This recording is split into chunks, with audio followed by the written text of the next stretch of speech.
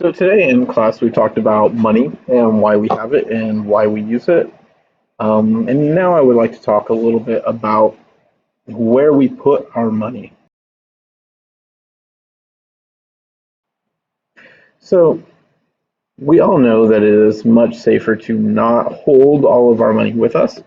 If we kept all of our money at our house, say under our mattress or something, someone could break into our house, steal our money, or our house could burn down and we'd lose all of our life savings. It's safer to put your money in a bank.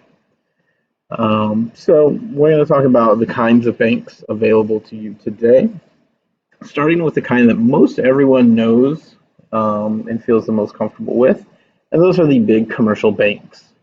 So we're talking about Chase Bank or Wells Fargo or Bank of America or Oak Valley Bank.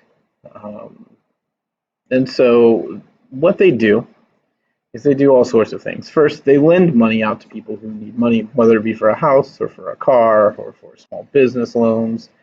They can get those from commercial banks. Second, they accept deposits. That means you have some money, you don't want to keep it under your mattress, you want to put it in your bank for two reasons. First, you want it to be safer. Second, you want to earn some interest on it, make a little bit of cash with your cash. So you go and you put it into a bank that's accepting deposits.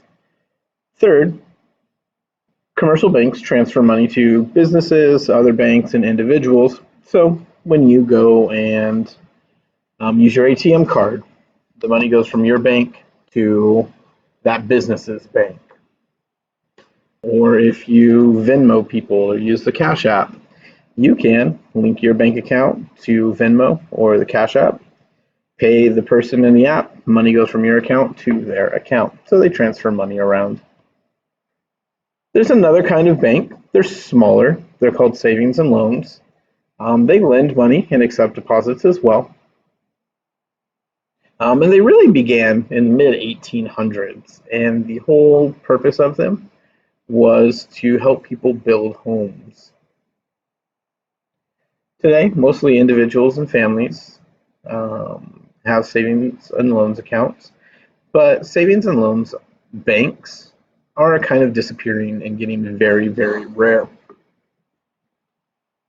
Then you have credit unions. Credit unions are for employees of large business institutions, of large businesses or institutions, and labor unions. Depending on what you or your parents do, you may be able to go and open up an account at a specialized credit union. Now, what's great about credit unions, since they are tailored to a certain group of people, they do offer those people lower interest on loans, and you get a slightly higher interest rate on your savings. The big drawback with credit unions, though, is it's going to be a little more difficult to access your money in that there are fewer of your specific credit union banks around. Your specific credit union might have one or two, maybe three locations, typically not more than that.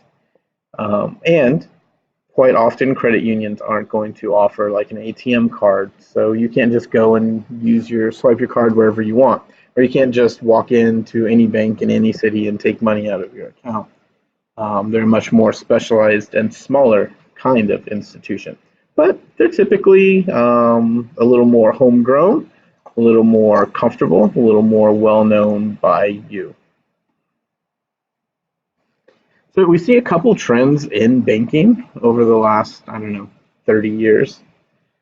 First is increasing automation. More and more stuff is being done via computer or internet or through machines, such as ATM machines, and less person-to-person contact. So that is good in some ways. It makes interactions more convenient. It makes it cheaper to run banks. It also makes it so that there are fewer human errors, fewer humans, fewer errors. And there's been more and more deregulation, meaning that banks don't have to give certain interest rates, and banks can now operate over state lines. Before, banks used to be required to operate within a specific state or a specific geographical area. Not so much anymore. Banks now can operate on a federal level. So we have seen in our own lifetime, we have seen some pretty big troubles with banking. In the mid 2000s, there were a lot of loan defaults, which led to a bunch of banks closing. There's also the savings and loans crisis of the 1980s. This is when a lot of savings and loans banks went out of business. Um, and so you see fewer and fewer of those now. Also, junk bonds. These are pretty worthless bonds given out by banks with crazy high interest rates, but also crazy high default rates. So there is a chance you'll make your money back on them, but there's also a chance you'll lose your money. Quite often, taxpayers are asked to bail banks out so that our financial institutions don't collapse. And nowadays, it's harder to get a loan. You have to put a higher percentage down. For example, my wife and I just bought a house, and we had to come up with 20% of our total loan amount. We had to come up with that in cash before they'd even consider giving us a loan. So it's harder to get a loan now. And there it is. There's your notes.